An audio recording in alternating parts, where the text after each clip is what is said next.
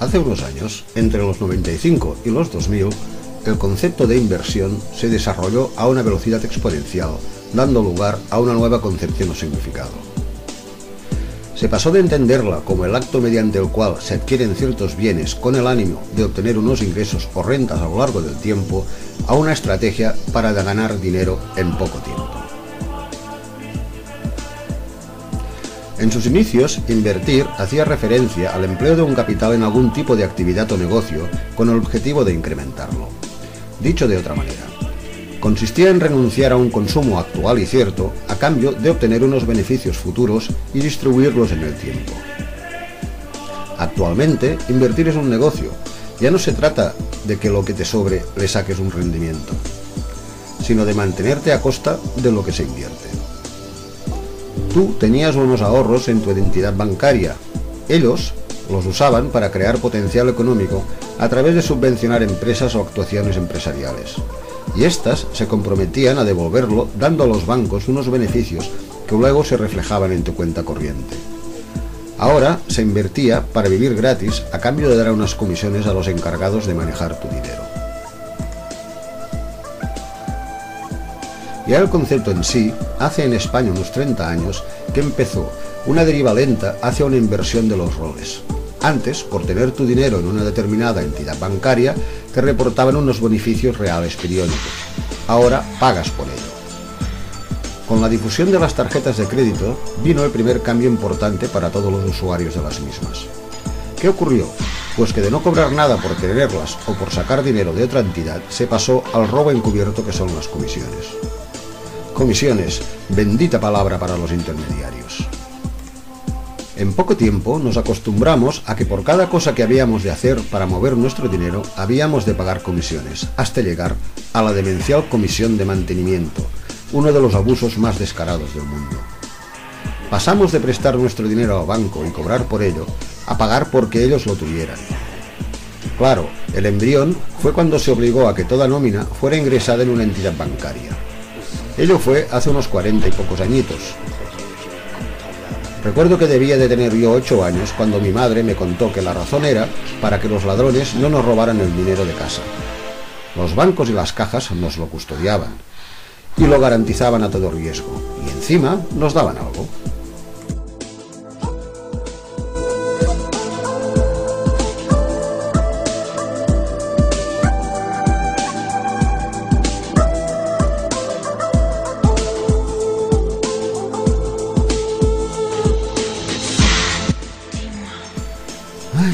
Qué tiempos más buenos aquellos. Pero volvamos al presente. Con la gran revolución tecnológica que han significado las comunicaciones, algunas empresas e individuos acumularon grandes fortunas. Las leyes fiscales de los países que las tienen gravaban a estas entidades con un porcentaje alto, muy alto. Tan alto que en Estados Unidos en los años 80 salía más a cuenta trabajar medio año que el año entero. A las clases adineradas no les gustó el tema de perder hasta un 55% de sus beneficios netos y se empezaron a desarrollar leyes que permitían inversiones de capital privado para mejorar el país. Aquí vino uno de los mayores errores que se han cometido o que hemos dejado que se cometieran, junto con el concepto de comisiones y bonificaciones de los intermediarios. Uno de los mayores exponentes son las SICAV, sociedades creadas para ocultar dinero al fisco a cambio de un 1% de los beneficios obtenidos. Por otro lado, encontramos la codicia, la avaricia, la envidia y la lujuria, nuestros allegados humanos. Veamos, una entidad financiera funciona por los beneficios que obtiene a través de las comisiones. Si eres un buen siervo y facilitas a la entidad importantes comisiones, la entidad te bonifica con un porcentaje de sus beneficios. Ahora, si eres un crack, hasta eliges tú las bonificaciones y a la vez logras contratos blindados multimillonarios. Los grandes inversores se crean cuando el Estado favorece el obtener ganancias a muy bajo coste, con la excusa de mejorar el estado del bienestar a través del desarrollo social.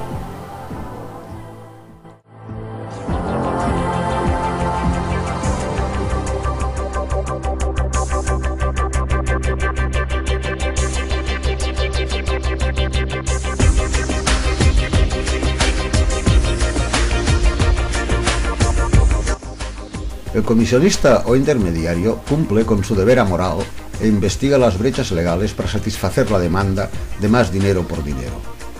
Se dice a sí mismo: ¿quieren invertir para ganar dinero sin pagar demasiados impuestos? Pues vale. E inventa lo que se inventó, una locura imposible de sostener. Claro que con el beneplácito de banqueros, políticos, ricos, etc. Todos a ganar. Para explicarlo, nada mejor que la cotización de un cuadro. Quien compra el cuadro establece el precio mínimo del mismo. Vaya chorrada, ¿no? Pues los geniecillos financieros copiaron el método y pensaron: cualquier cosa tiene el valor del precio por el que se compra. Si cada vez que se vende es por un mayor precio, no veas la de euros que se puede hacer ganar a los inversionistas y no ver las comisiones que me llevo yo. Así se crearon las burbujas. Cuando compro algo por un valor determinado y al alza, se supone que cuando lo venda obtendré un beneficio en la inversión. Los mercados se animan cuando quien compra tiene palmarés. Si yo soy un crack de las finanzas, los inversionistas me seguirán. Luego, invirtiendo, digo lo que vale la pena. Sea lo que sea: oro, acciones empresariales, casas, arte, naciones, estados, el propio dinero, etc. ¡Qué éxito! ¿Pero qué ha ocurrido? Pues que todo se sustenta en la capacidad humana de producir bienes tangibles, no obras de arte. La economía la sustenta la masa obrera, la gente productiva. Las burbujas estallan y dispersan su contenido, de manera que lo único que queda es la deuda. El pueblo productor, con su labor, crea bienes, los cuales son precisados por los demás. Bienes tan simples como la propia fuente de energía del ser humano, la comida. Si pensamos bien, todo lo demás sobra. ¿Qué es indispensable para el ser humano? Pues el comer, el beber, el dormir o descansar, la evacuación de los desperdicios, la salud y la procreación. Pero se les fue la chaveta y casi todos nos dejamos llevar. Pasó lo que ha pasado y ahora es una lucha de poder económico. Si tienes más posibilidades tienes de no perder. Si tienes menos, te vas a quedar sin nada. Es una lucha de carnívoros frente a herbívoros, y los herbívoros llevan siempre las de perder.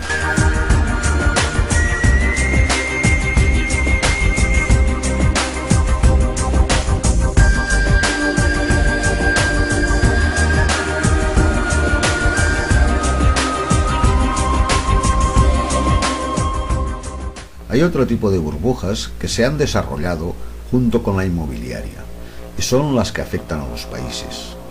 La podemos llamar burbuja financiera o burbuja del crédito. En sí, la base es la misma que en caso de los inmuebles. Se parte de la base de que el dinero siempre fluirá y los gobiernos pueden hipotecarse de manera indefinida porque siempre podrán refinanciar el préstamo que se precise para mantener un estado de bienestar. Esta burbuja parte de la premisa: el dinero crea dinero. Con el juego de las inversiones se creó la fantasía de que el dinero, en lugar de ser producto del trabajo, fuera el productor de trabajo y a la vez el trabajo fuera a producir dinero. Luego se pinchó la burbuja de las inversiones. Los bancos estaban a cero, se había agotado el capital disponible para hacer frente a la deuda contraída. Fue un efecto dominó. Los bonos tóxicos ya no eran dinero, no valían nada. Como que muchas de las entidades financieras habían comprado productos tóxicos y los usaban como capital disponible, al dejar de valer se esfumaron en 2007 unos 400 billones de euros, 10 veces el PIB mundial de aquel año. Cuando se hicieron las cuentas, el balance fue muy negativo. Lo primero que hicieron los bancos fue pedir al gobierno que los recapitalizara. El erario público se fue para los bancos, lo pagó la sociedad.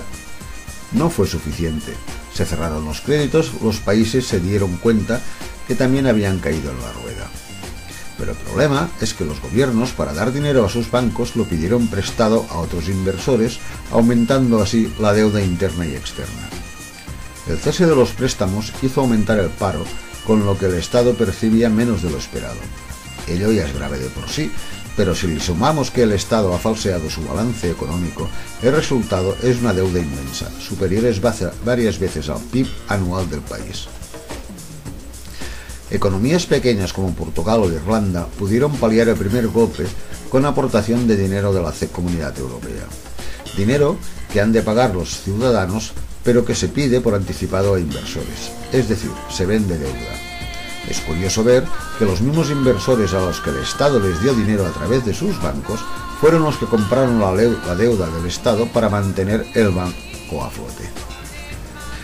Por eso, el mensaje dado a cambio del dinero es que la población se ajuste el cinturón, ya que lo prestado se ha de devolver, y como que la capacidad de producción es limitada y hasta se ha reducido, la única alternativa que queda es gastar menos.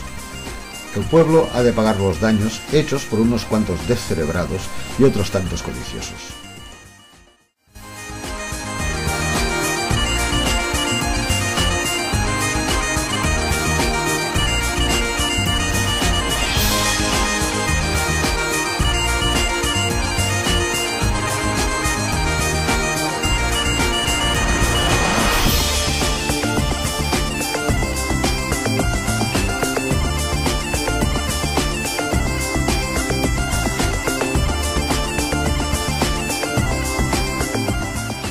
Todo y tener una población parecida a la de Portugal, la deuda de Grecia es superior porque durante años se escondieron las cuentas reales del despilfarro.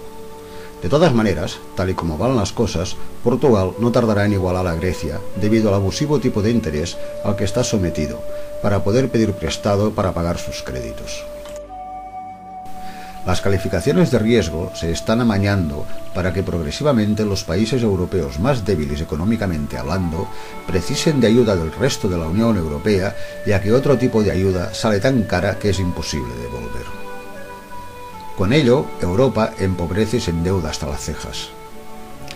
Si bien los rescates de Portugal e Irlanda costaron 80.000 y 85.000 millones de euros respectivamente, los rescates de Grecia habrán costado hasta septiembre de 2011 unos 230.000 millones de euros.